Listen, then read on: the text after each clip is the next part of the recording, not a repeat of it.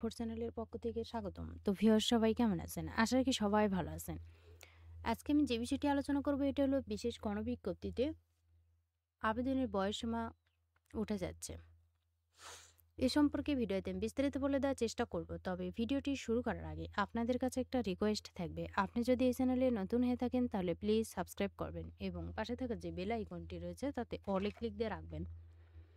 যাতে আমি পরবর্তী ভিডিও আপলোড দেওয়ার সাথে সাথে সবার প্রথমে আপনার কাছে নোটিফিকেশন চলে যায়। এছাড়াও আমি আমার চ্যানেলে নতুন নতুন ভিডিও আপলোড দিয়ে রেখেছি, চাইলে দেখে নিতে পারেন। তো চলুন দেখি। গণবিজ্ঞপ্তিতে আবেদনের বয়সসীমা উঠে যাচ্ছে। 25শে মে এটা প্রকাশ হয়েছে।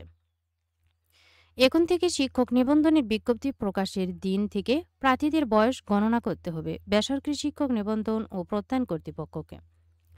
গণবিজ্ঞপ্তি প্রকাশের সময় পৃথকভাবে বয়স গণনা করা যাবে না।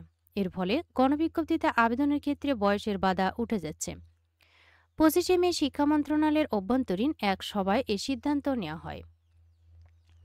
বেসরকারি শিক্ষক নিয়োগ বিধিমালা সংশোধন নিয়ে এ সভা ডাকা হয়েছিল।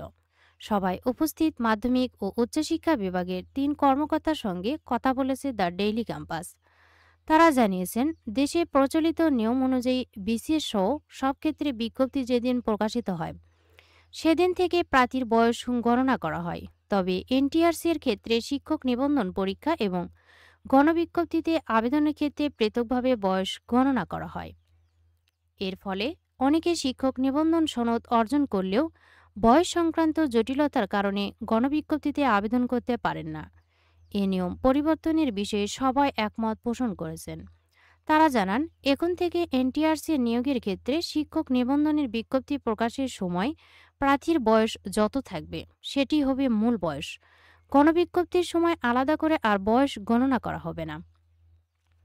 নাম অপ্রকাশিত রাখার সত্ত্বে শিক্ষা মন্ত্রণালয়ের যুগ্ম সচিব পদমর্যাদার এক কর্মকর্তা ডেইলি ক্যাম্পাসকে বলেন, একজন প্রার্থীর নিবন্ধন সনদ অর্জন করতে গিয়ে কয়েক বছর লেগে যায়, যার ফলে গণবিজ্ঞপ্তিতে আবেদনের সময় তার বয়স থাকে না।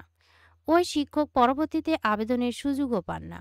এজন্য সংশোধন হতে যাওয়া নীতিমালায় শিক্ষক নিবন্ধনের বিজ্ঞপ্তি প্রকাশের সময় প্রার্থীর বয়স নির্ধারণ করা হবে।